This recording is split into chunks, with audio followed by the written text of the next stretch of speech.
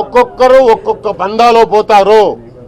ఈ సమైక్య రాష్ట్రాన్ని కాపాడేదానికోసం వారికి అనుకూలమైన రీతిలో పోవడం జరుగుతుంది. మొత్తానికి మాత్రం ఈ రాష్ట్రాన్ని సమైక్యంగా ఉంచడం అనేది మా అందరి అభిలాష. ఎవరు ఏ పద్నాలో పోయినా ఏ దారిలో పోయినా వారిని మేము ఖచ్చితంగా హర్షిస్తాము. బిడ్డలు ఆ తల్లి బిడ్డలమే కదా మేమందరం కూడాను, ఆ కాంగ్రెస్ తల్లి బిడ్డలమే. ఏం మీకు వాళ్ళు కొట్టనవచ్చు, మేము తిట్టనవచ్చు. సోనియా గాంధీని తప్పించేది ఏందబ్బా? ఏందది? ఆమె ఏఐసిసి ఎన్నుకున్నటువంటి నాయకురాలు, ఆమెను మనం ఏంది తప్పించేది?